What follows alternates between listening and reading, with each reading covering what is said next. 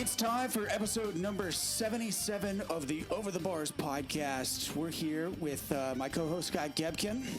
What's up? Yeah, that's right. And our featured guest, Nick Peterson. a.k.a. The Big Show 400, the real Big Show.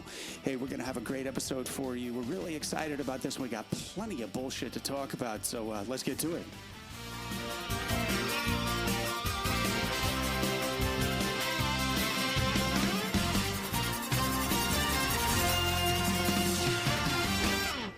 The Big Show returns from media silence for years. 71 episodes, I think. Is that what we calculated? Yeah, we said you were episode 6. There's one more in there somewhere, but I thought so too. it wasn't listed in the title when I was Okay, but scrolling through. hold on, wait a second. Weren't you on a show where there was like a bunch of us? Yeah, we were all talking over each other and had to stop. I don't remember. I didn't. His There name was someone wasn't else on listed. it too. I forget who it was. Yeah. Hey, whenever you hold that microphone, directional? Yes. Talk like- into it like it's... I gotcha. Yeah, like you're eating the banana for the shape. Yes. Okay. We need Anyways. some mic stands. How much do those cost? We need to get a GoFundMe going. Yeah, we need to upgrade our microphones We really do. and mic stands. And now, with that, okay, check this out. Since we started the podcast 6 years ago. I don't know, a long time ago. Something like that. Since we started the podcast technology has just taken off to the roof. yeah. There is so much new equipment and new microphones, and like the Behind the Gate guys, they have headsets with a microphone that's built into it. We may Have to upgrade to that. have to upgrade to that. The sounds headphones nice. you're wearing right now, we only had one set, and I bought like a package of 5 for like $12. This on is nice. Amazon. It's comfy on my head. So that's never been used. So there you go. Feels good. What color did Nick get? Black. Black. What do you got? You got gold? What's mine? And you got red. Red. Yeah. I'm 8. Mine on the matches CR. my shirt. His matches his shirt. Yours, it's kind of. Yours sure. is just not the same tone. Same. I'm same, kind of but different. colorblind. Yeah, sorry. Yeah, that's fine. Okay, well, it's an open discussion from Anyways. here. I didn't fucking... Is your hat, is that a spin-off of the original, like the Hooters colors? No, this is just a Bass Pro hat that I picked up this weekend. It looks like they saw the old Hooters colors and said, that's good. Let's go I mean, back." that's a quality color match. It's a I great mean, color Yeah, scheme. I can understand that. Thank you. Even though I think Hooters is mostly out of business right now, I'm I pretty don't- sure. I haven't been since probably, Columbia State Race days. Dude, Anton went to Hooters. Anton went to Hooters a couple weeks ago with the Curry brothers. I didn't know. I mean, I really didn't know they were still around.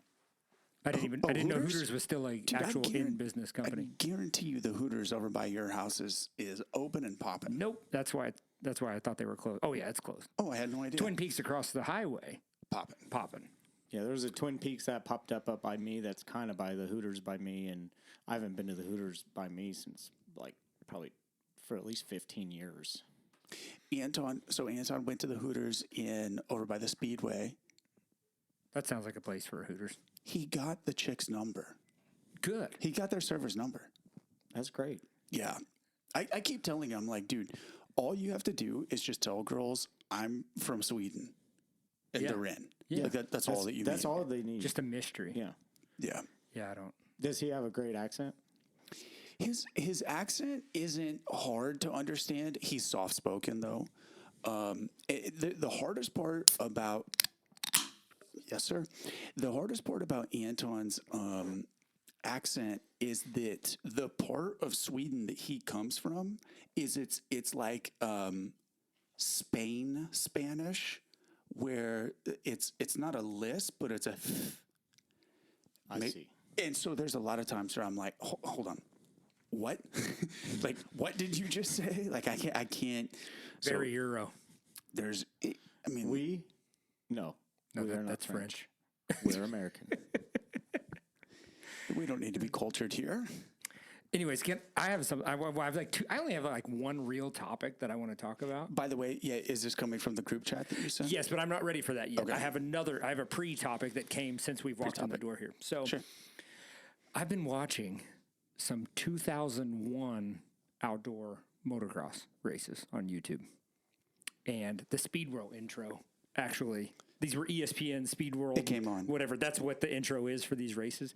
And Carmichael in 01 was wild, loose, heavy on the gas. This is Kawasaki big number 4 RC. Yeah.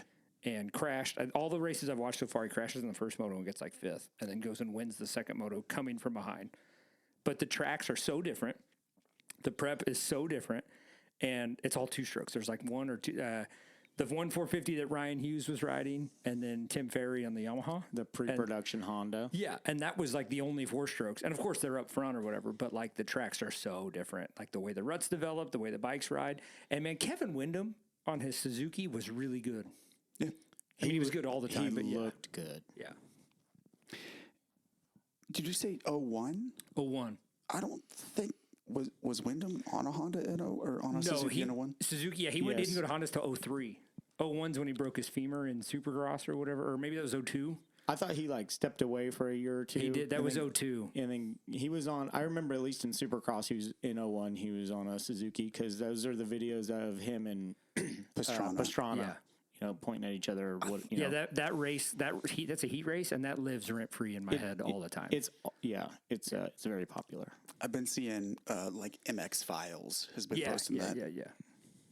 So Nick, are you off of Instagram entirely? Yeah, I don't even have Instagram at all. We're strictly Well, Facebook from time to time. Yeah, I get on Facebook to waste some time here and there and pop into like group pages, but I've been off of Instagram and I haven't got back on. I was off of Facebook for a while and then started using it for Marketplace and then just started wasting time here and there. The Marketplace, do you ever just get lost in Marketplace? Like, what am I doing? Yeah. Looking at things that like, this is more expensive than my house, but I'll take a look. Yeah, let me look into it and see what it looks like. I'm a Marketplace. I'm no doctor, but I'll take a look. I look at the things that I can like projects that I could waste money on that'll sit on my shelf for like 3 years. I have a lot of those. Keith Pearson still has a CR125 in a bunch of boxes.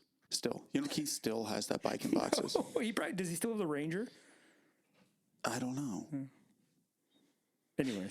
So you are, perusing for, is it just motorcycles? Or are we looking at other antiquities? Like on the Facebook. Yeah. Oh yeah, no, it's pretty much just anything dirt bikes or like I'll look on. I'll get distracted on the reels for a while, so I'll watch some stupid reels. But on pages, it's all dirt bike stuff, pretty much.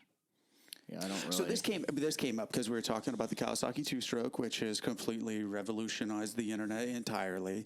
And Scott, you mentioned that you saw Nick pop up on a Facebook group. Yeah, okay, just happened to be happenstance that the day he comes in to do the show, Nick he's a ghost on the internet. He's just a ghost. You never know what you're going to I've been lurking a little bit. Lurk behind the scenes. I like to look at stuff that people don't think I'm looking at or don't know I'm looking at. Are you talking about tranny porn? Yes. Yeah. Like transmissions? Yeah. Yeah, okay, gotcha. Anyways.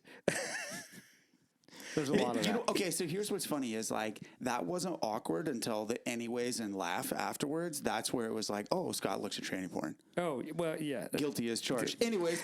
Anyways, you caught me. I was talking about transmissions. So what I was saying, we were back to where the topic is he's a ghost on the internet. Yes. All right. He hides behind a smoke screen. Yes. And I just happened to see a comment from Nick Peterson on something about talking shit to somebody on a 2-stroke about the Kawasaki 2-stroke of all things. And I was like, oh, Nick does know what the internet is. It does exist. I have to talk shit somewhere. And what's funny is like we have to dial back the clock right before the first Trump election. Like, dude, you've gone, almost 10 years of, 9 years now of just pumping the brakes entirely. We can thank Trump again for me getting back on there because some of it was to follow along what's been going on with him. A second term is Big what the big show needed. Brought you back, huh? Yeah, Brought you back. there was some stuff I almost just started sharing but I was like, no, I'm just going to just step back still. Just look through you're like the guy that has looking out the window that peeps through the curtains or whatever. What are the blinds? You know what I mean? Just enough to look. I That's was how you waiting look for on the internet. one thing that would just cause like a good either amount of panic or hysteria or just something that would cause chaos, but I never ran into that one thing. So speaking of causing chaos, Dawson Cobb is going to return to Arena Cross next weekend. Oh, really? Not this weekend, but in 2 weeks. I know a guy who is going to work on his bike soon. You're working on this bike? Yeah. What machine is he going to ride? Do we know? YZ250F. Oh, Yeah. just cuz coming out of the woodwork. I printed the graphics today. Oh, I like that. Yeah, I like that. YKS DK3 is making a comeback. He texts me. 223. Yes. So here's what's funny is Dawson actually in October, November, something like that. He's like, "Hey, dude, will you work up? Just do some semi-custom stuff. Pull something off your website and dress it up with my logo. Same stuff as always." I'm like, "Okay, yeah, dude, no problem."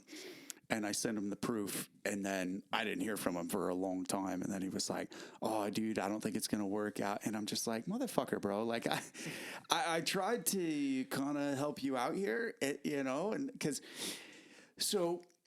Anyway, then he texts me Sunday night and was like, "Hey, I think I'm going to get a KTM 350. I was like, "Oh, awesome. Cool." He's like, "So get ready to start making graphics." And I just was like, "What about that Yamaha kit that I did for you 3.5 months ago?" And I just like, "Okay, cool, whatever." And then this morning he texted me and said, "Full go YZ250, print them before this weekend." Yep. And I was like, "Okay." Let it rip, all in. Let it rip, He's tater back. chip. He's Yeah. back. Yeah. But he never left. Dude, okay, and I was thinking about it and no slight against Dawson, but I just was thinking about like, dude, the field is deeper than it's ever been in arena cross. And I know now, truth be told, Dawson's just coming to have fun, right? And I don't think that he's got any expectations over how he's going to do. But I was thinking about like last year, whenever he raced for me and did the whole series, and the difference between last year and this year even, and how much faster and gnarlier GT Arena Cross is from last season.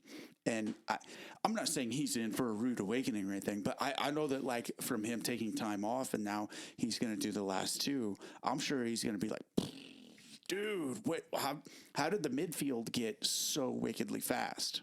Just stacked right in the middle from 3 to 10. Go even further back, 3 through 14, dude, is insane. Well, anybody that's in the main, just anybody Yeah. in the main. Right. Are there more numbers like just in general like in the pro classes? Dude, every weekend, I think the lowest turnout that we've had so far is 26. That's good. You're like competing with West Coast Supercross 250 class numbers. Let's just load up and go do that. Yeah. There was 28 this weekend in Memphis, and I was expecting Memphis to have a pretty significantly lower turnout. Nope, everybody went. Yeah, I looked at some of the stuff. There was guys from all over the place, guys from New York and all, like a bunch of names I'd never even heard of down there racing. Yeah, there was a kid from fucking Australia. Why not? So we that's had far. 3 different continents racing this weekend: North America, Europe, and Australia. In a horse barn. Let's not call it a horse barn. It's an equestrian event center. I thought that's what you would call like Guthrie. What's the floor made of before the track hits it? Dirt. Nice. Yeah. That's a horse barn. Dude, Jay's head is rolling right now. I love horse barns though. Horse barns make the best arena cross races. They do, and I like the smell of them. Sorry. Hot take. take. Right. That's out of thin air. I like the smell of like zoos, horse barn, whatever. So Shit, you know. Okay, do you like the smell of hyenas? Or is that too far? I can't say I've experienced that. You never been to Kansas City Zoo and smelled the hyenas? It's been a while since I've been there. last time I went to the zoo was the dinosaur exhibit. I started really liking animals, and so I started like, maybe I shouldn't go to the zoo because then I'll feel bad for them because they're caged. If you're not going with a little kid, it's hard to go as an adult, like with another adult, because sure, it starts out fun, and then you see the peacocks whenever you get there on entrance, and if you do the same thing that everybody does, where the Kansas City Zoo, you walk in, and then where the food court is, if you hook a left, that takes you straight towards the primates and the big cats. Africa, That's right. And the Africa exhibit, it's just like, damn, bro. like these cats are depressed and these primates are depressed. Yeah. So here's a little tidbit of information. So we went to a zoo in Michigan with the kids this last summer after Redbud. We stayed in Michigan for like a week, and we went to the zoo there, and there was a big thing. And I don't know if Kansas City Zoo's this way or not. And this is a small zoo, small town, wherever the hell we were at, Michigan City Zoo, and there was a big thing about it. And all of the animals in this zoo were technically rescued, and they would not be able to survive in the real world if they lived in Africa or wherever the hell they would live at. All of them were rescued at some point, had to be brought back to health, and are in some way, shape, or form, they live there now because they believe that, couldn't. Like Joe Exotic. Like his place. I think so. I am never going to financially recover from this. I never watched Tiger King. Oh, never did. I never watched it. It will rot your brain, but it's worth. I don't know if it's worth losing money, like if you got to sacrifice time, but it's hard. It might be worth it. I think do it. I watched it during COVID, so like when everybody was everyone else was doing nothing, that was something to do. But now, I don't know. Well, we're like baby watch, like we're on baby watch, so I might have some downtime just sitting in the house where I can watch some. You of that, might get maybe. glued to it. I might have some time for Carol Baskin.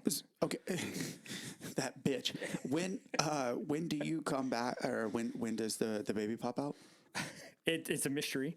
The latest that she will make her Earthside arrival would be the 14th, but it could happen anytime between now and February 14th. So. At this point, I think if she sneezes too hard, we're having a baby right there in the kitchen. You know what I mean? Why are you not home right now? Because we got to keep OTB rolling, bro. Dedication. That's showbiz, baby. It's important. The people need to hear. That's right. This is Absolutely. We're being consistently inconsistent. Speaking of the people need to hear it, everybody needs to go to wherever they get their podcast and make sure to listen to the latest episode of Behind the Gate. Our friends Frank Craven, Josh Hudson, and Steve Garrett. Just want to give them a shout out and thanks for having Anton and I on the latest episode. And it's out there. Go on, get it. Actually, what's funny? Frank texted me earlier and was like, "Hey, we're starting to see a slide off on numbers. Want to let your people know?" I was like, "Hell yeah, dude! Of course we will." I think also that they're starting to figure out. Much like a social media post or a YouTube video, whenever you post something, there's different metrics of how to measure the like life cycle of something.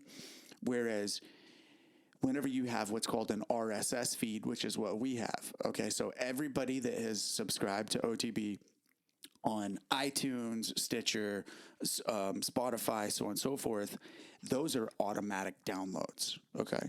And then you get your secondary people that don't subscribe that are then going to the podcast and seeking out those episodes, okay? So that's where you get the second wave. And then that third wave is oh yeah, I forgot about that. Or, oh, hey, yeah, that was 3 weeks ago. I'll check that out now.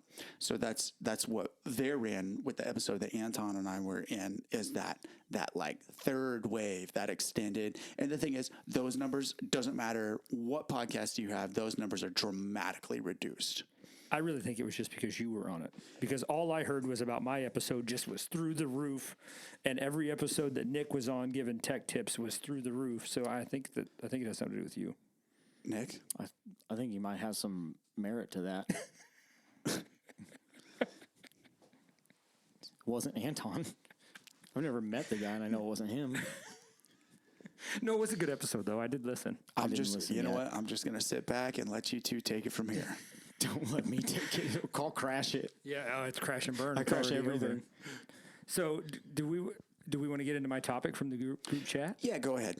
So, I don't even know there was a post out there about the quad from this past weekend at Supercross. The quad. Not the one that Jet jumped in the heat in the main over the table. Did you watch? Mm-hmm. I'm on top. You don't miss. Okay. I watch it twice by Sunday morning. Good. I like that dedication. That's good. I usually watch it. I usually watch it Saturday night and then Sunday morning again. So not the jump over the table, which I guess would fall in the same category, but the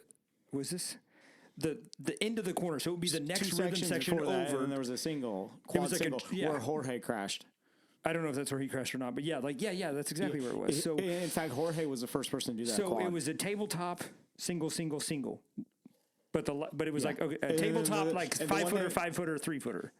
Yes, the last one was a big one. Yeah. Or the second to last one was a tall one. So the guys are going tabletop over those two. So table over two is what I would call that. Yes. Would you guys call that a quad? So we have a tabletop. Okay. So we have takeoff, I commented on this post too, by the way. Okay. takeoff, flat landing, then single, single. Correct. And then another single that you hop into the corner there. Sure, but we're not jumping to that one. Correct. Okay. So I'm going to call it a quad, and the reason that I'm going to call it a quad is because we have 1, 2, 3 landing zones. It doesn't matter that the first one's filled in. If there's a tabletop, okay, think of it this way. If you jump over a step on, step off entirely, Two different jumps. I see. I look at it totally different. So if you jump over like at Anaheim 1 or maybe San Diego had it before the finish, Yep. you would quad over that into the turn. I would call that a quad. I'd give that to you because you're leaping over that thing. But I would call this a table over 2, maybe a triple. I would probably call it a quad if I was like maybe back when I was like 13. But the table over 2 is even what AC was calling it on Race Day Live. I wouldn't call it a quad. I just wouldn't. Not for pros and Supercross. Okay. If we're talking a professional rider's definition, then it would be a table over 2. If you're doing it as far as how many jumps are you doing or how many obstacles are there, like you would do a double, a triple, or quad, if you break it down, then it's a quad because of what Jeff said, the landing zones.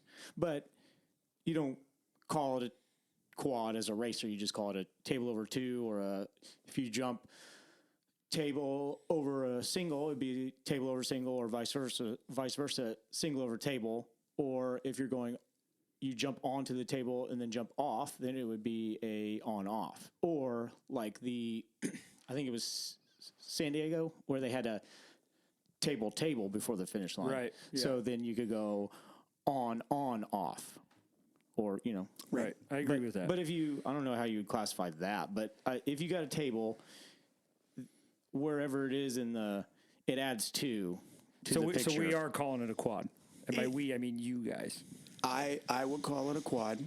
Now, okay, let's kind of expand on this. If you have 2 tabletops in a row and you jump both of them, that's a double. Yes, Yeah. I would agree Table with to that table. too. Yeah, table to table. There's like an asterisk on that one. See, if we're watching Supercross and I'm talking quads, I'm thinking quad from San Diego into the 3 JS7 and then quads. the quad. Yeah, JS7. Well, even they just had it. The one they left in right before the 90 triple. Yeah. Yeah, that is 100% a quad. Yes. Into the corner. Okay, so it is by definition, yes, that is a quad. Now let me ask you this: if we have single, single, single, then a tabletop, or I'm sorry, single, single, then a tabletop. Okay, so we got 2 rollers, and you can triple onto the tabletop. Correct. That is a triple on. Correct. Yes. That's what- Okay. yeah. Now, Why would it be? Yeah, and that's because they've always called it a triple on. correct. So why would it? And we've got one of those at the goodroofingcompany.com training facility. Which I love those. That's like my favorite obstacle now is a triple on. Okay. Now if I downside the tabletop, what is that? I call that a quad. I jump over the table is what I would call it. Okay. So it's a triple on to get on top of it, but then to jump on the backside of it, it's not a quad. I would probably call it a triple over table. Like triple over. Right, wrong, or indifferent. That's just what I would call Sure, it. But and that's the thing. We're just talking about, Semantics. yes, literally vernacular semantics. This is mental masturbation at its finest. Right, it's just We're funny. just doing mental gymnastics here. But just my comment was is this a quad or something like that was what the caption on the video said or something, and I said no. And then all of a sudden, all these replies, and even Benny sent me a DM, was like, how is this not a quad? I think that it's 6 in one, half dozen in the other. But which came first, the chicken or the egg? The queg. because there were 4 of them. A quake. Are you from Canada now? I am Canadian, and it's a quag. So, okay, are there any now? All right, let's go back to dragon's backs. Scary. Yeah. Like Now, a real one? I'm so glad they took him back. Terrifying. Like an actual dragon? Yeah. Yeah. Yeah. Fire breathing. like in Game of Thrones. I've never seen it. Khaleesi. Me neither. Oh, really? Yeah. Oh, Never cool. watched. Cool. So, dragon's backs are also. There's another name. Was it staircase? Stair step? I feel like staircase I back. think they called him a staircase like too. in And I like think the that's 90s okay. or something. Yeah, I think that's whatever, okay. Yeah. Some of the other obstacles that we don't see in Supercross anymore are these 2-tiered tabletops, which they've done kind of. Yeah, there's been some like little step ups and then step offs or whatever, or step downs. Sure, Pick and I'm one, yeah. noticing that it's at the beginning of a rhythm Are you section. talking like a 353 and a tabletop version? Kind of, yes, but Kinda, it's yeah. like 3 then 5. Yeah. But and what I'm noticing, a lot of guys, they'll come in and wheelie up onto the first 3 and then jump up and over to the next single. Or the other option is to jump up on top of the 5-foot table and jump off, or potentially jump up and over the 5-footer. And I wish people could see our hands as we're Yeah, talking about this. sure. But I don't think we see a lot of those anymore because the bikes are too good. Okay, so also for the average listener that has never been on a Supercross track or doesn't know what we're talking about, when we say 3s and 5s, that's a measurement of height. So a 3-foot tall single is called a 3, and then a 5-foot, and very rarely do you see a 4-footer unless they're in succession, where it's a couple 4-footers in a row. Yeah, everything on the Supercross track is same, but different to each other Supercross track. Everything is supposed to be built within a certain spec, and everything is plus or minus. So one triple on one Supercross track is not the same as a triple on another Supercross track, although their technical specs are the same. You got different dirts, and your angles are going to be different. Your heights are going to be just a little bit different, and even a couple inches on those jumps makes a pretty big difference. Yeah. So, and then the big difference on the 3s and 5s is whether the angle on the face. So, like a ski 5 has a very ramped out front and then a cut off backside, which adds an extra element of variation in those 3, 5, 3. And they'll do the same thing on 3s. Other guys may call them big and smalls, right? Little big, like little big, little. Little big, I've yeah. heard that before Yeah. too. Yeah. I never heard that, but that may be before my time. Yeah, but so to kind of give a little bit of context over what it is that we mean when we say 3s and 5s, and then Supercross triples are 7 foot. The face is 7. I don't know. When you're They might be a walking little taller when than you're that now. walking the track, they look so much taller. Yeah, you they can't do. even Yeah. walk up them things. With Yeah. my knees, I couldn't. And the finish lines are super steep. I think they're bigger than 7 now. I think they used to be, Could but be. I think they're bigger now. Yeah, I don't know. Yeah. But dude, they're so verted out. Yeah, Yeah. they're Like- steep, and you can't see anything past them. Even when you're like on top of the face, you got to have good timing. Yeah. And then each of those, the finish line, they're I don't know how tall they are, but sometimes they seem like they're taller than 7 feet. I could be wrong. So in GT Arena Cross, all obstacles are built in measurements of 12 or 14. So all rhythm sections are 12, 24, 48 distance, and then the whoops are always 14 feet apart. So that's so much of why we can go out and triple into the rhythm section second lap. Right. Because and Tracy and Kyle and Ian are so consistent with the way they build all of the obstacles. I think that Tracy's tracks are more consistent than the Supercross tracks. I can agree with that. The challenge of Tracy's tracks is that whenever the whoops are not built with a dozer and he has to build them with a skiddy, depending on the moisture content in the dirt, they will either be very round and not ovular, I guess the word would be, to where it's like the front side of them is really steep and then flat on the top. Like a little table almost. Yeah. Yeah. Now that's an extreme, but yes, they're never like just completely flat on the front and peaked and then flat on the back. It always has this very rolled, and so much of that is because of the ground clearance of the engine cradle on skid steers.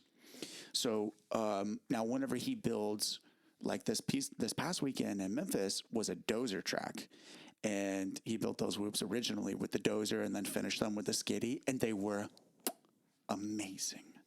Could skim them. Second lap, you just click into third gear and right across to the top, and it felt amazing. Anton was actually hitting them in fourth, which I thought was a little excessive, but he was also going 2 seconds a lap faster than I was. Interesting how that works out. Yeah. Man, arena cross days.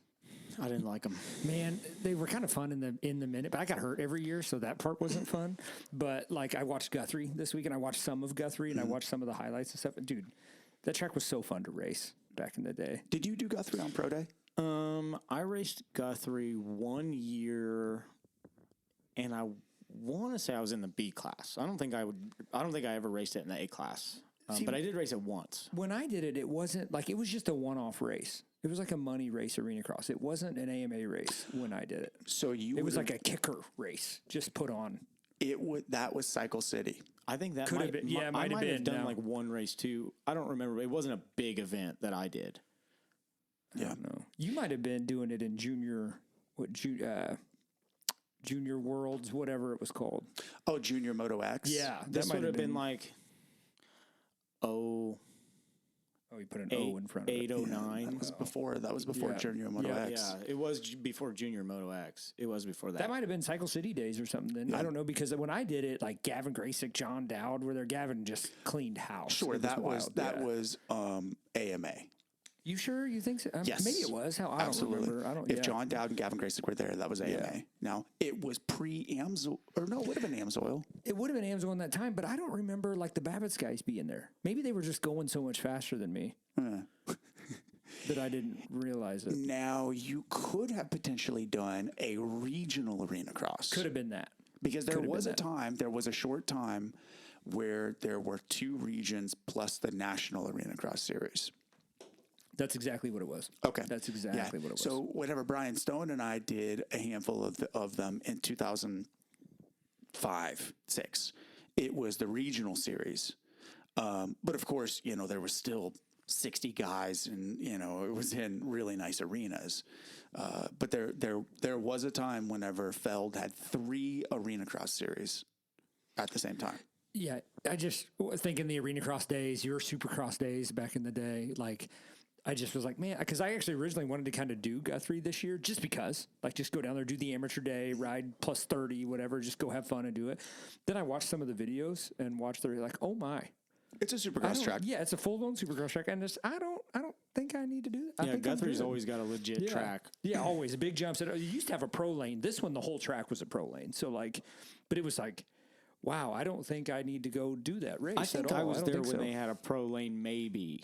It had one when I went. Maybe. But I don't remember if I was in the A class, I did not do good. And I think everybody that was there in the A class were the local guys. Like, I think maybe even like Justin Berry was racing. That might have been before he got hurt. Okay, so that was a Cycle City race. Yeah, Barry, Chad Cook. I don't remember. Hold on. That might have been Extreme World. That sounds familiar. Okay. It was not a huge race. No, that was it. That was Extreme World. And Extreme It was World, like a local event seeming like thing. No disrespect to them, but that's what it felt like from what I remember. Okay. That was the race that we went to in... When we got lost going to Claremore. No. When we went further south. McAllister. Yeah. Drove all night. Yep. And I decided to go with you about 3 minutes before you were leaving town. You were the one that proposed the idea to me. Oh, maybe I did. Yeah. I remember this story very specifically because that was my last day in college. Oh, well, there you go. That Thursday. Yeah. So Extreme World was 250A or 125, 125A, 250A, and the top 10 from each overall then did the final of the night, which was the Clash for Cash. And the Clash for Cash was 20 laps. That's a lot. I remember Will won. It paid McAllister. it paid $1,500 to win. Which is a big payout for That's for less than horse arena. $100 a lap. Yeah. You would think about it that way. Well, that high cost Suzuki that he rode cost him more than $100 a lap to ride. I So. normally didn't factor in purse money, but there have been a couple times when I went to races thinking, man, this purse money would be really get me in a better spot than I put myself in getting to this race. What was the most you ever made in a day of racing? Not very much. I never really chased money races. I don't remember. Maybe the one race they did at the Osage Beach, the river bottom. Yeah. I think every year I went there. Went there like 3 or 4 years. Every year I went, I won or got like second. I remember me and Tyson won every moto, and they had the Dash for Cash. We walked out with a few $1,000 each. I don't remember what it was. I think Brett Q was there and Greg Albertson was there at one of them. Yeah. It was pretty fun race. I always liked that track. It was, if you got a whole shot, it was fun. And now, I never went there. Did you go there? I raced it once or twice. Once or twice. Did you go when Hunter jumped the thing in the woods? That's that what I was the year. I think they started jumping that the year after I went. No, they only did it the 1 year and then they shut it down. Right. Well, no, I think I raced it Or one they year. changed the section before it. Yeah, so I think the year I raced it was before that, and then because the year after that they were jumping it, and I was like, "What? Excuse, like jump what? How in the world did you jump that? Like I don't know. I'm not. I can't remember, but I do remember them doing it. But I don't think I was there for that one. Well, so I didn't ride it with the setup that they had, but before that, so it had a long sweeper. It had a left hand sweeper and then a sharp right hander, and then back. It kind of zigzagged. That's when I rode it. I But think is what you're before talking that, about. and then it zigzagged and then went into a little step up into the woods. Yeah, and then that's the table section that they were jumping. It went into the section that they were Before jumping. that, it was a very long straightaway. Okay, so maybe I did it after that. Yes, then. because Yeah. it wasn't possible. It was a long, the whole length of that tree line. It seemed like you could get to fourth gear wide open through there. And so it was just like, all right, will this speed get me this far? Yep. Okay, let's do it. It's easy. But from that perspective, like I think Josh Mass did it too, maybe. I know a bunch of guys did. I mean, I feel like There a bunch was of guys more did than it. one guy that did. I know. Yeah. I mean, it's a pro level jump, but it's when you're just that had a- level, it's if you know how to jump a big jump, it's easy. You just sit on the bike and turn the throttle. Man. And send it to the moon. Just baby. do it. Well, that was like the quad at Casey Moto. Same the thing. original layout. Just pin it. That was just go as fast as you can possibly go. That in one we were 450. scared to at first. We were walking the track in Austin. Austin Forkner was the first one who did it, and we were walking the track, and we're like, I was looking at it, and I was like, if you clip the third thing, like for the, because it was a double. R.I.P. If you clip the third peak, because it was close, it was like you're done. And then he ended up doing it. I was like, oh no. Yeah. I thought it was a step on, step off. No, I think it was- turned into that. Yeah, when it was first done, it was a long jump, but it wasn't like a peak to peak quad. What you were really trying to do was not clip the takeoff for the second jump. Okay. This is next to the pond on the east side of the property. Rewinding backwards, wasn't there like a triple step down A tabletop big triple. before It was like Yes. it was like an old Cooperland table triple in the middle. Yeah, like raised in the middle. Yep. Landed, Camelback. big sweeper left, camelback type thing, left sweeper, WFO. Yeah. And jump the thing and then winded back Okay. around. And before that, There's a double into a Step up. single into no, it was a big roller Yeah. into. It was a check. It was a speed check, like in the turn. Yeah. And then there was a hump in the turn.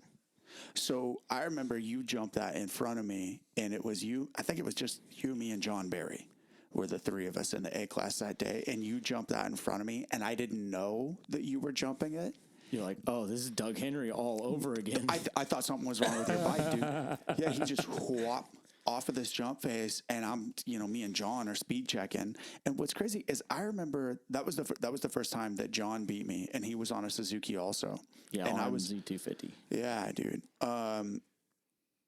That was like, man, that track back then was so much fun, Big jumps. but a little scary. Scary. Oh, there it were was kind so of- fast. it It was was so- so high speed. Yeah, it was pretty scary. A couple times were scary, and like the first iteration of the track was you couldn't race it. No. Because So it was long. for me. Yeah. It was like 3.5, 3:45, and there was a couple big jumps, and like there was a pretty big jumps that you probably couldn't open to the public. I remember Jeremiah had that.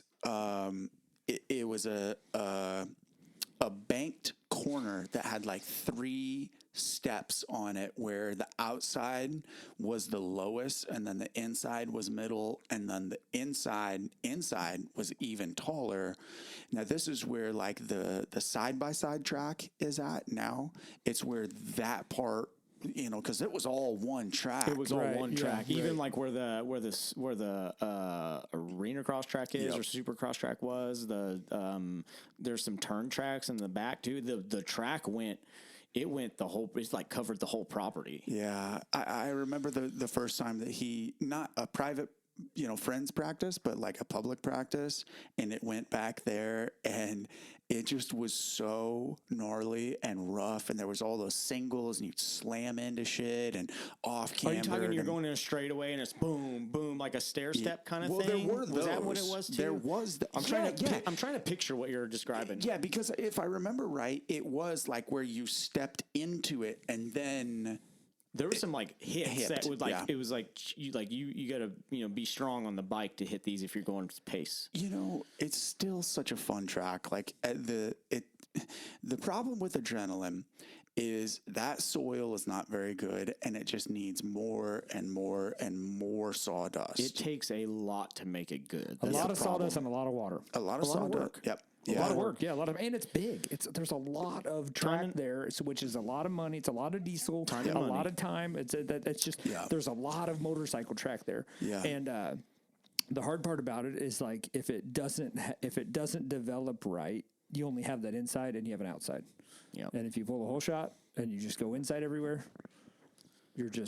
You're winning. you're gonna win. I think of anytime I think about racing out there, I think about racing Chris Thies out there and just getting terrible, terrible roost by Chris. And I was actually thinking about it on the way over here. I still say that, like, from like a local A rider perspective, if Chris showed up and raced, dude, he'd win plus 30, he'd win plus 25, he'd win the pro class. I mean, I'm so glad that Chris doesn't race anymore. Yeah. Or Cody. Agler? No, Clark. Oh, dude, even Or faster. because Agler, I mean, He'll stall your bike in half. yeah. Even on accident. He'll run you over on the way to the win. The Right? Yeah. last time me and him raced, I think he went cartwheeling at one point. I mean, you'll have that on the bigger jobs. Yeah. But So, Scotty, you had another topic. Did we No, cross we through? covered, it was the quads. Okay. And quad or not quad. Quad or not and quad. then it was the Speed World 2001 ESPN's Art Ekman, David Bailey Yeah. conversation that we kind of had. So those were my two. Also, I noticed, just FYI, this device is not charging. Your computer? Is that okay? This device here is questionable At best? at best, and so it doesn't matter. As long as we got enough juice, we're Okay. good. So yeah, we're fine. I just wanted to make sure that we weren't going to. So Nicholas, are you riding these days? What are you doing? Have you been riding? Do you have a motorcycle? Are you just gypsy biking? What's going on? hit and miss. So I haven't ridden in a couple months. I don't remember the last. I mean, I remember the last time I rode, but I don't remember when it was. I rode at Perry Lake on my CR250. Still alive, still barking, huh? Yeah, it runs good, but I've just been really busy lately. I haven't raced or anything in several years because I destroyed my knee and then just had all kinds of problems before trying to get that fixed. And then so took time off the bike. I took 10 months off of the bike and then got sick of not riding and was just like, whatever, let me check this out. And so I started riding, and my knee gives me problems all the time riding, so I'm really, really limited on what I can do on the bike. I can't really ride moto very well. If I do, it's at a C rider pace, which is only so fun. And especially on the CR, like I really need I need a fast bike if I'm going to ride mellow. But it's tough to really get on the old two strokes because like it is a vintage bike. It's great in the woods. It's fun. And I did do a vintage race this year on it. Okay. Yeah, I did do that. And it was great. I did it at Misfits, and that was really fun. I had never been there. But it was a fun track. The dirt was really, really fun. It was awesome. Shout out to Frank and the MoVMX series because Have you it's ever awesome. been there? I have been there. Actually, I've done some free trainings from OVMX there. They put on a girls' camp, and I was a trainer one of the days there. And I've rode it a couple times. Yeah. This is a really funny story. Well, not really funny at all, actually. It's just a story. Just tell your story. Chad Sainer bought one of Benny's Yamahas. This is like when they were like, I don't know what year, this 22, whatever. I was a new design Yamaha, and it had no time on it, whatever. And he had taken it down there to ride for the day, and I wanted to give it a shot. And I got on that thing, and I could not believe how fast it was on this Misfits track, because it's a lot of straightaways, kind of a vintage track. But I just remember going, this Yamaha is ridiculous. Like, wants to come out from underneath me and just keep barking and keep going. That's how I felt whenever I rode Bruce Long's 450 out at his place. They shouldn't have sold that bike to him. No. To anybody. Is that the JGR bikes back in the day? The full-blown one you JGR raced? 450 was, I mean, and I was riding the 250F that day. I mean, that was a village bicycle. Everybody got I never to ride. rode the 450. I got on it. I rode a lap and a half, and I rode it back. I was like, I'm sorry, I can't ride this bike. It's just as stiff as it could be built, and it was fast. Cool bike, cool build. Sounds like something right up my alley. Stiff and fast. Yep. Yeah, they're making them too fast. The 450s are stupid. How about Tomac in his interview with Gypsy Tales talking about how they're not fast enough? He's one of three people. Then he's an animal. Yeah. And then watch him in qualifying or when he's on a heater, dude. His exit speed is just unreal. That bike's WFO. I've been watching day qualifying lately, and it's been like, yeah. He had at San Diego, there was a clip going around, I think a Gypsy clip where him and Adam were analyzing it, where the on-off or the table before the finish line, he like just wheelied the whole thing. He stewarded the whole thing. I'm like, I could do that. And then, and I'm like, yeah. And then I would like look like Avery Long did when he had the bike malfunction. And then I would be doing 6 flips over the finish line after that. That's if I thought like if I was on the bike and said, oh, I could do this. You would give people the big show. Yeah, they would see the big show. So you're not really riding much right now. You got the CR250. Do you still have the Suzuki tucked away? Okay, so I have 2 Suzukis tucked away right now. Actually, one is in the process of being built. I've been not riding because I've been trying to been working on my shop, but I've been working on this RMZ 450, kind of a Frankenstein bike. I bought it, blown up, and then trying to piece together an old chassis, not the new chassis, but an old Suzuki, because I've put thousands of hours on them, and I'm like, well, I don't want to spend the money on a new bike right now if I'm going to ride every once in a while. And in order to ride and have fun, I do need power. I need more than the CR250. So once I think I've got a few more weeks of getting this bike done, and then I'll be riding again. I'll try to hit some tracks here and there. In the meantime, before I get my knee fixed, my knee, when I get it fixed, it might put me out for like a year. So I've been, it's been kind of a funny process to get before getting that. Are they just going to cut that thing out and put a new one in? Honestly, I don't. I'm thinking of just prolonging it until that's the best option. 60 and then just till they do the remodel, do a whole remodel on it. Yeah, gosh, I only had one doctor's appointment to look at it. I didn't even have an MRI, but it was so destroyed that there was no question like what was all going on with it. And then I just had insurance problems from the get go, and it was just silly stuff from there. But it was funny because I was actually going into my MRI to get it looked at and then have my surgery the next week. And the doctor's office called me and said, oh, your insurance company doesn't want to pay for it. And then that started the journey of not getting this destroyed thing fixed. And then it's been funny This stuff. is why you're a ghost on the internet, because they looked you up and they saw the big show and they're like, this guy is a liability. You know what's hilarious is I have had a insurance company not cover a surgery because I think I had it was I don't remember. It was an insurance company of some kind. Either it was automotive insurance or health insurance. They dropped me because my on my phone I had it as the Big Show, and then it popped up as the Big Show on their ID, and they looked into it. And they're like, "Oh, this guy races dirt bikes." Dropped. Ooh. Yeah, You're it was out. great. So I changed that. I was like, oh. So now he's a ghost hiding behind the. Yeah, the so scenes. I've just been trying to work on a lot of stuff, and then build this old stinking bike up. I got an old RM 250 sitting in there too. And then when I get back in fighting shape, I'll get back on the track for behind the gate and back in the mix. But When you do your RM 252 stroke, will you put handguards on the Cherubies handguards on it? it's going to be a woods build. Okay, but can I'm you still actually put building the it for Randall. Like a Rodney Smith build? Ooh, I don't know who like a that big is. Barry tank. Hawkins. Oh man, you. That's before my time. I know. Yeah, this It is. is an it's probably 01. it's It's the year of the motorcycle it's that an he's talking 01. about. Oh yeah, dude. Not okay. So I don't know if you guys remember, but Mike Kudrowski actually raced for Factory Suzuki on a Off-road. DRZ 400, but they converted it over to where it was the 400 frame and the 400 engine, but they put all the like two-stroke plastics on it. It was this kind of Frankenstein bike with kit suspension for off-road. That was like one of the first kind of butcher bikes that a factory team raced on. Because they were doing that, and then the Honda guys did it with some like XR 600s or something, or the 400 or something like that. The This is 650. pre 450. Yeah. They put the 650 and built them all out, and then like Scott Summers and those guys went and raced them in the woods in the desert. Yeah. Johnny Campbell. Do you ever paying attention to Dakar?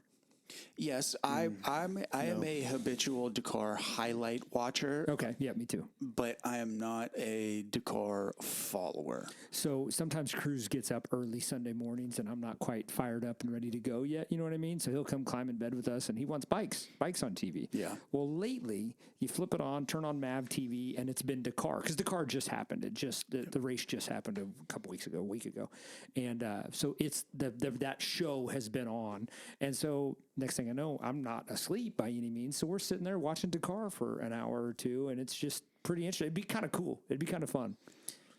I would like to do it.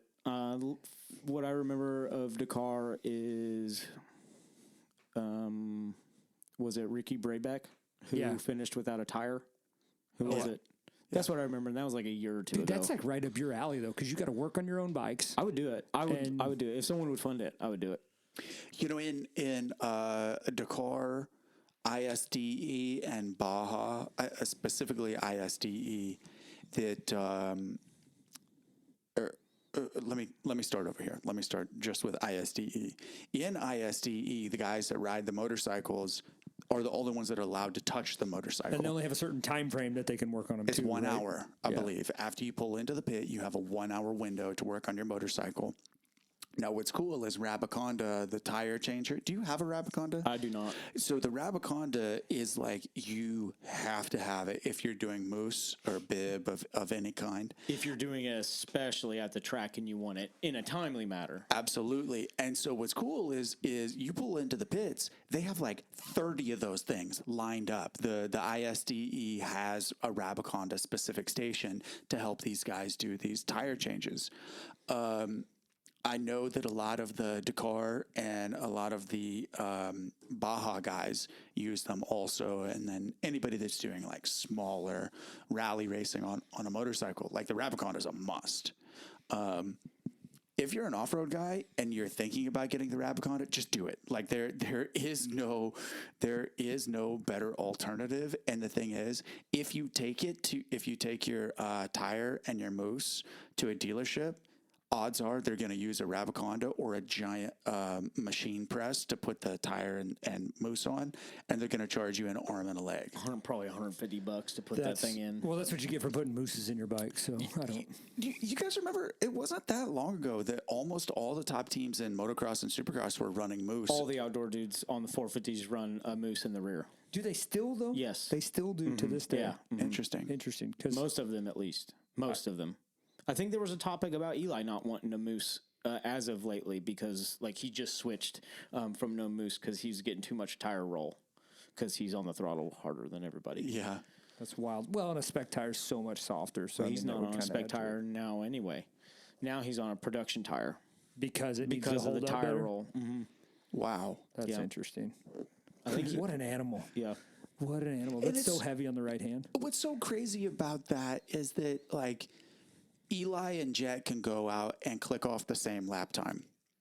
And like you stand on the side of the track, you think 11 out of 10 times Eli's going faster. We'll look at the outdoors in 23. Was it Chase versus Eli? Yeah. Yeah. And you look at the two different techniques because Chase is like, he's not quite, a little bit different than Jet, but he's still got a really amazing technique. And so when you watch the two differences, it's like, holy cow. Well, dude, And it looks like Eli's going and fast. Chase is something else, man, and that just makes you wonder how much more fit. Like Eli, those guys are on such another level. Like I was watching Chase's YouTube yesterday when I was running on the treadmill, and they did a ride test day all day at the Baker's factory, like riding test, doing motos, whatever it is that they do, 20s, probably 320s or whatever, and then it shows him at like 7 p.m. that night doing a 10K ski at like a 2 minute. I think he said like 2:04 Well, the pace thing is, I mean, to finish out the day. those guys, they're all blood doping. They got to keep their body moving. The ski is the recovery. It's Yeah, I mean, yeah. Are we breaking I news don't here? actually think that. they have to wake up at 3 a.m. so they don't have they don't go into cardiac arrest because the EPO. Yeah. Well, Lance perfected The ski ergs, that's a recovery probably to flush his blood. I'll get all the lactic. I mean, either way, I'm saying a 10K. That's a long ski after a full day of riding and stuff. Now, It's just that's a lot. The ski is the thing where you have the overhead handles and you're going down, and that's a concept, isn't Concept, it? yes. Yes. Yeah. It's a great machine. Yeah. It's tough to do for 10K. 10K. So that's what I'm getting at. It's 10K is a long If you're not ways. used to that machine and you go use one, and you'll be like, oh, I have a whole new respect for anybody I see in a video using this for 30 seconds. What kind of time frame are we looking at for a skilled guy or a very in shape guy for 10K? Like I don't know. I haven't spent enough time on a skier. so, like 500 meters at a 2 minute pace. You're gonna do like 500 meters like every 2 minutes probably. Okay, so it's slightly slower than a rower. Yes, a rower you have more power output. So because I did them back to back today at the gym. We do 2 minutes. Your only break is 2 minutes. Is your walk to the rower to do 2 minutes. Did 4 rounds of that this morning. Like that's the first thing I did this morning, and it's the rower. You're gonna get an extra 80 meters out of it compared to the ski, but it's the same. The equipment setup is the same. It's the if same that matters design to you. for Same the most fan part, setup and yeah. everything, but you're gonna get just the rower. You're just using a little bit more leg. you got more and you just pull power. muscle mass to you're using your legs too. You're using more muscle. Speaking of muscle mass and using your legs, yesterday I did trap bar deadlift at 315 with the trap bar upside down, so it was lower to the ground. I've never done that Is that before. a hex bar? It's the one that's shaped like a rectangle that you stand inside of. Yeah. Yes. Hex bar, I think. Yep. I think Okay. is also that's what I've known it as. I think. Yeah. I've never done, I've done 320 before, but I also did it on the bar that has the larger diameter that's easier to grab and it's not so compact and you can kind of sumo your feet out a little bit. This smaller bar that I was doing it inside of, very tight quarters. The thing that I struggle with the most is whenever I'm holding the trap bar with my hands, is it not rotating forwards or backwards? And hitting your legs hitting your shins or something. Not so much that, just so I don't get off balance. Oh yeah. Yeah. Especially with a lot of weight. The shin issue is going to be if you're using like a straight bar. barbell. Yeah. Yes. That's right. Yeah. Which I never do straight bar I deadlifts. used to all the time, but I don't anymore. Is it because of your back? Or Because I'm old. Yeah, that's just an old man thing. No, just because I just don't. I would actually probably still do them, but I just don't anymore. But the hex bar, we just have them at the gym, and it's just works better. It's safer. I never do. I would do deadlifts with the straight bar. I do dumbbell deadlifts all the time. Yep. Or RDLs, a lot of RDLs. I like single leg RDLs. Sorry, single leg RDLs. I feel like All the for above. moto, that's a really good workout for targets a lot of stuff. Are you, whenever you were doing those, is it with a kettlebell or with a dumbbell? Either one. Yeah. Mostly, I like a kettlebell. Felt a little bit better just with the movement because you got to focus on several things. But I like the kettlebell. Yeah. I did. I was doing those, and what's crazy in bigs, easy bigs. Eric Gardner and I were talking yesterday about doing goblet squats and then reverse lunges, alternating reverse lunges. How much that trains your body to be able to then squat at a significantly higher weight range. And that's all because of the amount of balance required for doing both goblet squats and doing reverse lunges. Guys, I'm really into lifting weights. Like I really like it. I highly suggest to anyone that's thinking about going to the gym, fucking walk right past the cardio equipment, walk right past it, and go to the weight room. You know, that's the number one thing to make you live longer. Look at Chase and how many times he hits the ground and how he's stout. And circling back to what what you guys are saying about him doing these skis, that 10K ski for a recovery, dude. And chump change for him. I know, but just 10K is a long ways. Is what I'm getting at. Okay, so let's say that he's doing that at let's see, let's do the math here. If he's doing 500 meters every 2 minutes, so 1,000 meters is 4 minutes, so that's 40 minutes for a recovery workout. Am I doing the math correctly? My recovery workouts were usually hour and a half. Yeah. Of like a light spin or cycles, something like that. yeah, like a cycle. Dude. Or a row. Anton will go to Crunch and do 90-minute recovery spins on Sunday night, and I'm just like, how? I could do it. I've done a lot of recovery runs. It's just all about what zone you stay in, heart rate wise. So my knees, that's where. See, the thing is like I'm targeting towards being able to lift heavy, not towards. Yeah, you got a bad back and a bad knees and bad ankle. That's it, is the ankles. And I didn't realize until very recently how much problem I have because of my fused right ankle. I have been realizing problems that I have from not working out lately. And it's like, oh, I feel this injury that I had, 10 years ago that didn't bother me when I was, staying fit and riding. And into similar thing to that point, and you said something about Chase being. I mean, you look at him; he's not bulgy like a moose, but he's also not. He doesn't look like somebody that stays in an anaerobic state for 20, 30, 40 minutes. You can tell the guy lifts weights. And for he sure. also looks like he eats more than the paleo diet. I think he does eat more than a paleo diet. Yeah. But this weekend in the LCQ on Friday, I fucking threw the race away entirely in transfer position like a fucking dork, dude. Like I'm still, Dude, I could tell from your text like that you were just so frustrated. Yeah, I could in reading your text, I could feel the frustration coming out. Obviously, I came back and won the B main, which was awesome. And it felt great. I got to go on the podium. And, Just winning anything's cool. Winning anything is cool. But yes. But whenever, what's funny is like, I had a task to do, on Saturday. So I just shut it out entirely. Lock bars with Bryce in the LCQ. And then the B main, started fourth or something, worked my way up to second and just held that. Or I can't remember, but I say all this because whenever I hit the wall on Friday night, just got sketchy in the whoops, hooked right, hit the wall.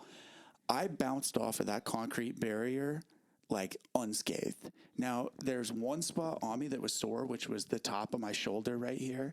And it's still a little tender, but I was like, dude, if I was built like most motocross racers, I'd have a broken humerus or a dislocated collarbone or something like that. Dude, they're Coca-Cola and Cane's diet. That's what builds. Is that what you're running on? Strong muscle. No, but that's what most motocrossers. Because they're 15 and it doesn't matter. And the best armor for your body is not a plastic chest protector. It's not a set of knee braces. It's muscle, and that's why, guys. And I think about this all the time. Whenever I get hurt and I hurt my pinky and my shoulder and my thighs are tired or whatever, I think about guys in the NFL. And I heard Just getting in a fist fight for 3 hours straight. I heard a very interesting statistic over the weekend that the average NFL linebacker goes through 7 car wrecks in a game. I believe that. Is what the physical abuse is like is going through 7 car wrecks. CTE. Sorry, not linebacker, a lineman, whether offensive or defensive. Yeah. And a lot of times it's just like, dude, I just need to man up. Well, think about like the guys in the 80s. You know what I mean? That were just like They don't have rayon technology in their helmets now. Like, just those guys were they put broken fingers pointing the wrong direction and stuff, and they're still Tape it up. Yeah, let's go. You know what I mean? Soak it in some Robitussin and call it just good. call it good. Yeah. So you mentioned how I was mad. You know what's funny? Like I said, I had a job to do on Saturday. I got to go out. I got to ride the motorcycle again. And it's the hometown race for ATC Fitness. So I'm there hanging with Brock and like I'm having a great time. We're at the races. It's all good. Go to bed on Saturday night, wake up, have breakfast with Brock and begin the drive home. Somewhere around Jonesboro, Arkansas on I think that's 412. Like we got on the west side of Jonesboro. And then and then you go through Thayer, and I can't remember what the last place is in Arkansas before you cross over into Missouri on 60 or 63, one of the two. I didn't realize it until we stopped to take a piss at that state line stop. Dude, I had to like peel my hands off of the wheel and unclench my jaw because all I was thinking about is how I fucked up that LCQ. My whole body was like in physical pain because of what I was putting myself through mentally about how mad I was. And just stewing on it the whole drive. Dude, yeah. Yes. And what's, and like Anton's even said he can't believe how I can just get over stuff so easily. Aubrey's brought this up also where it's like, I can't even tell if you're mad. And like inside, dude, I am just on the outside, dude, cool as a cucumber. On the inside, I mean, my blood pressure is absolutely 1 degree from boiling over. I'm super, super mad. And like I said, just squeezing the wheel. I didn't realize how mad I was about it. And dude, it straight up like the Chiefs game was fun, okay? But until the Chiefs game came on, I'm just sitting in the house just pissed off, dude.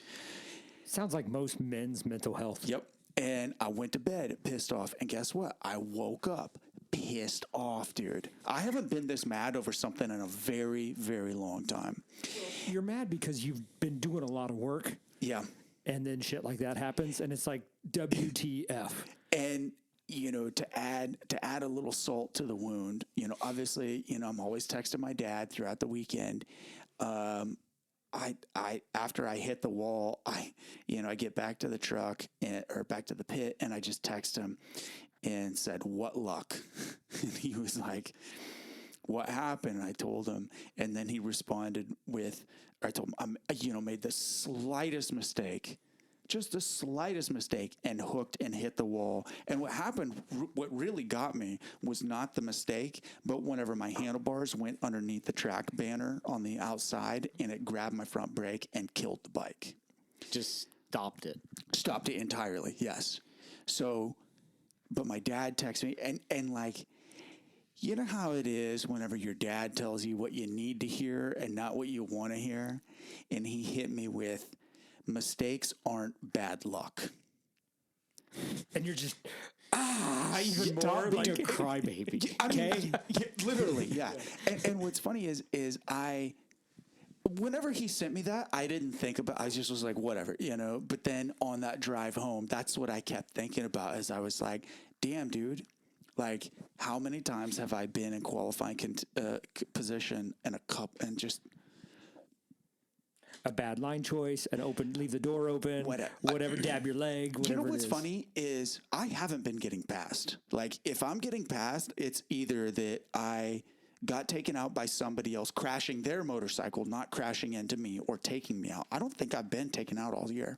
Now, part of that is I look like a fucking orangutan whenever I'm walking through the pits with my shirt off. But I haven't been taken out. I haven't, it's been just the stupidest little crashes, mistakes, right? Or, weird luck. But this one, it was my fault entirely. And, I can sit here and be like, that fucking tough block shouldn't have been there. Or that track banner should have been sealed up better or whatever. and it really took me until Sunday night driving home where I was mad about it. So then I went to the gym on Monday, and Tyler, my trainer, was like, "How you feeling?" I was like, I'm good. The top of my shoulders are sore a little bit." And he was like, "Okay, good to know." I was like I'm fine. It's just I hit a wall. No big deal. Yeah, Standard and operation. he's like, It's normal. "Okay, good to know." But I told him, I was like, "It's like I'm hoping we're gonna go heavy today." He's like, "Oh, dude, you have no idea." Load them up. Yeah. Load them up. More What's, plates, more dates. That's right. And then is it Ronnie Coleman? Yeah, buddy. Yeah. Lightweight, baby. Lightweight, baby. Yeah. That's it. That's it. Yes, sir. Yes, sir. Yeah, that's what I was channeling my inner Ronnie Coleman. Did you know that Ronnie Coleman was a champion, Mr. World Olympia or whatever you Mr. call Olympia. it, before he took it seriously? No. Yeah. No, I didn't know it was before. He's Yeah. got a good pod with Rogan. It's Okay. a couple years old, but it's pretty good. I listened to it the other day. I'll go back and listen to It's that one. it's worth the listen. It's pretty good. He was a cop. I didn't know that either. Wow. Yeah, I wouldn't want to know. No, bro. Yeah. He didn't get to. He talks about not getting to use excessive force, even though he wanted to. Was he a cop or highway patrolman? I want to say he was a policeman, but Yeah. I don't think he was highway patrol. So Maybe I could be wrong. it's amazing also, okay, and you mentioned the men's mental health. That's just, dude, going to the gym, it just does Best thing you can do. Yep. It's literally the best thing you can do for anything. And like, okay, it's funny you say this because I've had a couple people have texted like, dude, I'm so glad OTB's back. This is great. But also, I've had people say like, hey, I listen to your guys' podcast. And guess what? I'm going to work. I'm going to work out. Fuck yeah. It's like you guys, like what you're talking about made me realize like, hey, I need to go work out. I'm going to go do this, go do that. Like, and that's just super cool for one, but like for two, dude, it makes such a difference in every factor of your life. And like the biggest thing that like I want to push, dude, is like everybody knows the athlete needs to train and be fit for safety, for whatever. Yes. You're going to hit the ground. Like that's part of it. And if you got a little meat on you, or if you're just in better shape, you hit the ground, it's not near as bad, right? In theory, you're also going to perform better. You're going to feel better, all that. But dude, like mom and dad, go work out. Stop crushing a 30 pack. Go work out. I got to take on it. So, like I said, I'm starting to feel old injuries, and it's because I have been neglecting working out lately because I've been spending my time and energy on other stuff, and I'm like, oh, okay, I'll go to the gym this time, and then I've been skipping it lately, which is not normal, and my body's been weaker than usual, and that's part of the reason why I haven't been riding is because I'm like, oh, if I go ride right now, I'm weaker than I probably have ever been, and my head doesn't know that when I'm on the motorcycle, and so I got to get strong before I ride, a 450 on a motocross track, and like as I start to realize, oh man, I haven't been working on my arms. This shoulder injury that I got 5 years ago, it's limiting my ability to do stuff in my day to day where it wasn't when my muscles were strong. And I'm pretty sure it's like a torn labrum or rotator cuff, whatever it is. But when I was strong, it didn't bother me at all. And now that, I haven't been very strong, it affects me all the time each day. And it hurts just sitting still, or if you sleep on it wrong or whatever. Everything. Like, yeah. And then it's also a double-edged sword because when I get back into the gym, it hurts a lot. And so then it's not motivating because when I'm in the gym and I'm doing my therapy or whatever it is, even if I'm not lifting weight with it, if I'm just trying to, get everything warmed up, it's like, man, this hurts. I don't know if I'm helping or hurting, so I don't know what I should do. Well, and that's one thing I've learned too, and we kind of talked about this on our first episode back, was like just like not overdoing it for one. Like for a long time, I was just overdoing it, and I wasn't really making any progress because I was just blowing myself out. It wasn't working. So now I do less, and I'm definitely making way more progress. But and spending more time paying attention to my body, recovery, whatever. Like, hey, but like sometimes it's gonna hurt, and you got to push through it, and you got to work through it, and then you know what? The next time it doesn't hurt as bad. Yeah. Next time it doesn't hurt as bad. Like it just continues to compound and compound and compound. Do you know what the Iron Cross crunch is? I should. I mean, if I. Sure. My trainer showed it to me, dude. 10 of them on one side, and then 10 of them on the other. And we all know this as motocross racers, that feeling of getting the wind knocked out of you, and how it's like as you're laying there on the side of the track and you're doubled over, and you're just like praying, please don't have a collapsed lung, right? And sure, your body's going through that thing, but in our mind, you know, at our level of how long we've been doing it, how many times we've crashed, it's crazy because whenever you get the wind knocked out of you, you're laying there and you're still thinking, right? Even though you're going through this like panic thing, there's this cool ice cube in the back of your mind. You're doing that's an like, inventory check. Yes, but it's also like, this is okay. It's okay. Like, it's just let the noises happen. You know, there's nothing you can do. Just breathe, right? And while that's happening, you're thinking, I hope this isn't a collapsed lung, because that's the shitty part about collapsed lungs is you're stuck there for a certain amount of time where you're in that state. But I bring up these Iron Crosses because my trainer started having me do these, and I'll show them to you. Whenever you're there or whenever you're doing these motions, especially if you have three different sets of them blended in, and everything that I do is superset. I think we've talked about this, but like whenever you're blending this stuff in and you got to do 10, it literally, you get to 7 or 8, it's that same feeling of whenever you're on the side of the track and you've got that dagger in your stomach. Dude, and I've tried explaining it to Tyler, my trainer, and been like, dude, this is the best, worst thing I've ever experienced. And it hurts so good. It hurts, dude. No, there's nothing about it that feels good. I mean, it's not even like that where you get a good burn or something like that. The Iron Cross is like I don't even know what the Iron Cross crunch is. I'm going to show you guys. I can't do it while we're here at the table, but it is like the ultimate put you in your place. Doesn't matter how good you are. And like Tyler's like, dude, I've been doing these things my whole life since high school. They're not any easier. They never get easier. It's like pull-ups. Yes. It's like pull-ups. Okay. Pull-ups are reverse grip or overhand grip? Either. I mean, chin-ups are, This is a with your chin. palm facing your face. Okay. So I was doing chin-ups. it's just alternated grip. It's all a pull-up, but you just change your grip. Got it. I think it depending on where you've got your hand placed widthwise and in or out, I think it targets a little bit differently. Yeah. But Yeah. I don't know. What's something I can't do any of them anyways. What is like the thing that is doesn't matter how much you do it, it's always hard? Lately, it's been these super heavy sled pushes, Yeah. like 390-pound sled pushes. Do you ever pull? We do. It's been pushes lately. Okay. That's all it's been lately. But dude, pull sometimes. But I'll pull all day. That's not a big deal. But it's been sled pushes, and it's just been your legs feel like they're going to explode. I don't think I've ever done 390. It's dumb. Actually, it's very really dumb. It's. I don't recommend it. Nick, whenever you were on the program, was there something that just like it never got easy? It was always hard. The amount of cardio that I would try to do, I mean, on the cardio side was because, when you're trying to get as much cardio as you can, it's tough. But like weightlifting, I never really did crazy on the weightlifting, but pull-ups, that was one thing I never could do very high. I never could do more than like 5, but I was like, I don't care about it. Pull-ups are super tough regardless. It doesn't matter. And like, the thing is like, that's the big part. It's like if you change grip, that's totally 100% determines on what you're able to do because you're hitting more bicep or you're hitting more lat than you are, whatever. Yeah. I never, it's been a long time since I lifted heavy, but like when before I started racing, which was, like early when I just started racing would have been like freshman high school time. And I was lifting a lot of weights then because, I'd ride bicycles all the time. That was my main thing, was bicycles and rollerblades. And so I had really, really strong legs. For my weight, I could squat an enormous amount. I could max out the leg sled at the high school gym.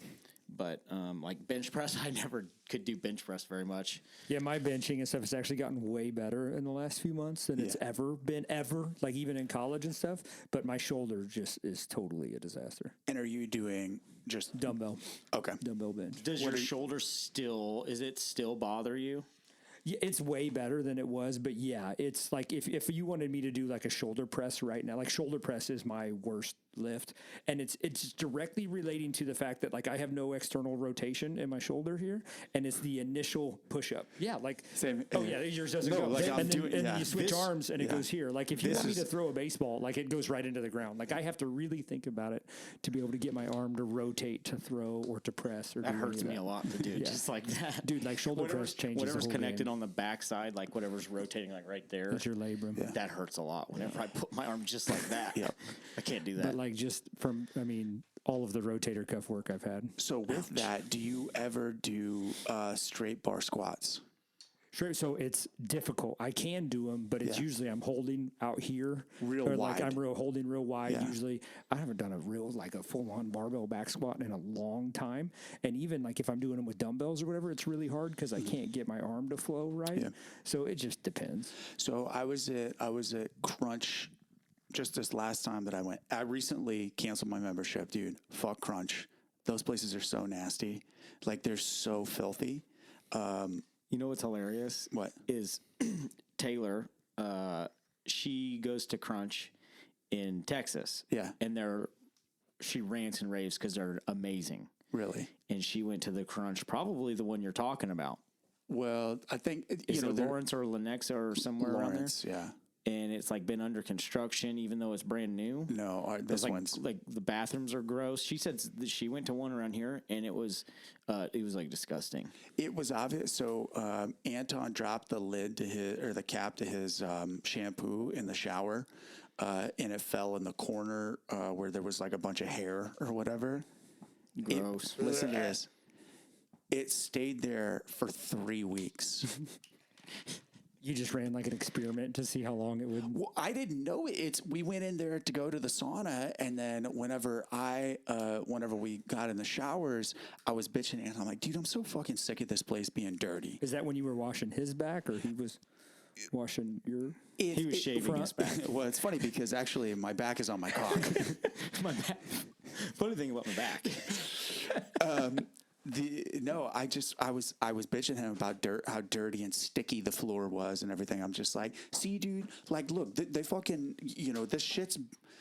I was like, I saw this shower cap in here 2 days ago. He was like, dude, I dropped that 3 weeks ago. That was it. Like I was done. I was done after that. I logged on to Genesis and started a thing there. But I bring this up because whenever I was there, this most recent time, I was talking to a guy in the locker room. We were clothed. Okay, I just want to get that out there. Bummer. Yeah, I know. But I'm just trying to paint a picture for the listener of OTB. PG-13 picture. Correct. Yes. No, but we were talking about our shoulders and shit because this guy, has similar physique to me, and we were talking about our shoulders and squatting specifically, and we both have had the same, and almost every motocross racer has had labrum or rotator cuff injury, and like I never do barbell squats, just standard style squats, because my stupid arm won't go back without me like rotating my back in a bad way. Yep. And I wanted to kind of dive into this because as a motocross racer, and that's our target audience, if there is stuff that you're thinking about doing in the gym, and Scott, you kind of touched on this, and you did too, about how it's just going to hurt, right? You got pushed through it. But there's certain stuff that, like, if it's injury prone or your body feels like it's in a weird way because you're having to compensate for an old injury, a la fused ankle, do not push through that. Technique is most important. If you've got something that's actually getting injured more by the movement you're doing, then don't do it. But sometimes, like what I'm talking about, is you just got to push through the pain and get stronger. Different story. It's two different kind of hurts. Yeah, you got hurt because Yes. you're literally hurting yourself and injuring yourself, and there's hurt because you're actually doing physical activity. You're just and it's- repairing scar tissue. Yeah, You're right. burning through scar tissue. Correct. So with that, like I don't do those if I'm doing those kind of squats. It's with the safety bar, which I love, by the way. But I also, because my ankle is the way that it is, if I'm squatting with a wedge, underneath my heels to bring those up. Is it because your ankle doesn't bend far enough? So like if I'm standing up and I go into the squat position, my right heel comes up. Yeah, because it doesn't want to. Is it because it doesn't want to bend very? Yeah, that's kind of how doesn't mine is, function. but mine's not super severe. Yeah. Because you broke yours bad too, didn't you? Or was it your leg? Or It something? wasn't. No? I did that, but that was a separate thing. I twisted my leg around pretty good, but like a long time ago, like 06-ish, I was down at Highway 65, and That track was so fun. it was fun. I you ever ride there? was a sea rider. It was perfect for a sea rider. Yeah. Because it had a couple jumps like David Fry. He was a pretty good rider. So like they had David some was super fast. on ATVs and bikes, and he had a couple cool sections on the side. Remember, there was a split lane along the road. There was like he had like a split lane. This was like it was like that for a while, but like you could jump back and forth, crisscross the lanes. It was really cool. But anyway, I broke my ankle. I thought I had just sprained it. I like twisted it, or I forget what I did, but it was like swelling up fast. I never took my boot off until I even got home. And then I just, we just figured it was sprained, and then it healed that way. And then what happened was it healed with a spur on my ankle. And then for a year or two, couple years, if I'm going downstairs and it would bend too far, like it would bend further than it wanted to, but if it would bend too far, it would, like, I don't know if it was a nerve thing or what, but it would put me on my knees. It would literally if it did it, it was like my leg it was immense pain immediately. And my leg just went from, there was like the muscle just shut off. It's kind of a weird thing, but that's gone now, but it still doesn't bend great. Yeah. So take injuries seriously, people. Well, we've done an hour and a half, which is the longest that we've done since our Return. Glorious return to the podcasting sphere. I've got Arena Cross this weekend in Springfield. We got 2 weekends in a row in Springfield, and then the end of the series is in Topeka. I definitely urge the Kansas City crowd to go to the Topeka race. It's true sardine style arena cross. It's a fun one to go to as a spectator. I think the last time I did it, I know you and I raced it. I don't know if you raced it or not the last time I did it. I don't know if you might have been hurt or not riding at the time. What year? I want to say I was on a Suzuki. So this would have been like 14, 16. But it was a start down the middle, 180 right into the finish line. Do you remember the pile up? Cheyenne Herman took me out there. Yeah, I don't think I won the heat or something like that, or I won the heat or was leading the heat, and then was this like 16? Maybe? I think goalie got me maybe, and then in the main Cheyenne just I don't. We remember. both fell down, but I just remember he came in hot. The first turn pile. And he was up. on a Suzuki then.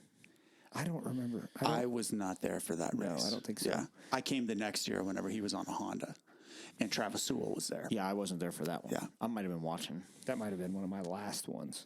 That's like the hardest dirt you'll ever find. They don't make them much harder than that. When it was like there was like a couple corners. There was like 1 or 2 corners that were like at first the dirt was good, and then it completely changed. It was like a sandstone kind of like a couple sections like where it was broken up. It was like loose and. I felt like I don't remember that at all. There was like 1 or 2 little turns that were that way, and then like I remember after the whoops got pretty nasty because it was like a couple little rollers and people fell there a lot. It's straight up black tar dirt now. Just concrete. Yep. Hard as can be. Yeah, sticky at first. Because it first it thaws was out good. when it thaws out, like it's like frozen dirt, and then it thaws out. Yeah. Pretty much, yeah. So okay. Before we go, anything- Nick, how do people find you if they need to get some stuff wrenched done? Oh gosh, I've been kind of under the radar, but most people know how to get my phone number. It's pretty easy, and then that's the best way. And then Facebook.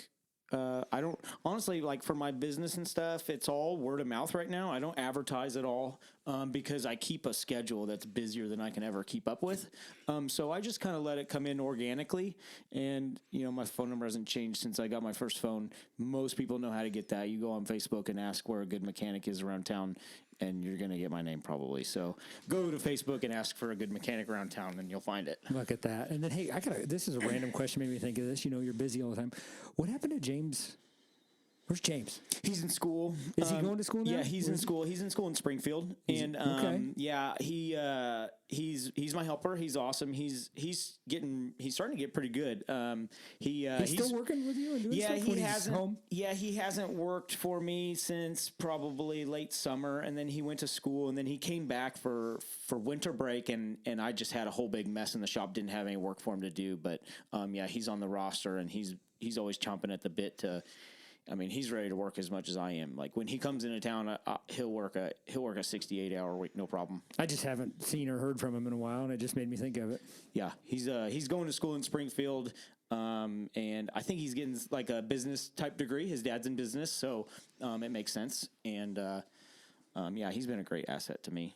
Look at that. I think I'll close it out by saying get well wishes to Jack Lambert. Yeah, big crash. Yeah, What happened to Jack? Jack had a big one at OMC and broke a couple vertebrae and some ribs Hip and all kinds of stuff. Yeah, Is he all right? He's okay. I mean, he's Okay. He's he's enough to text you back. Like he's Okay, Yeah. I'll reach out to him. Yeah, he'll text you back. So best wishes to Jack on the recovery, and hope to see him maybe back on the motorcycle, or maybe this is Jack will be back way before he's supposed to be. Yeah, because he was already riding and he wasn't supposed to be yet. He's gonna ride. He'll be back as soon as he heals up. He might get a hip replacement and then be back. I mean, McGrath's riding with a hip replacement right now. Wow. So And knees. I think he's got knees too. probably. Cool, dude. Yeah, let's put some titanium in there. Yep. All right, thanks everybody. Thanks for listening to OTB. Any closing? No, just got a vet rider training coming in March, but we'll have plenty of shows between now and then. And Mega Camp behind the scenes, it's coming together on the back end. So put that on your schedule. Mega Camp, keep an eye out for it. Heavy emphasis on the coming on the back end.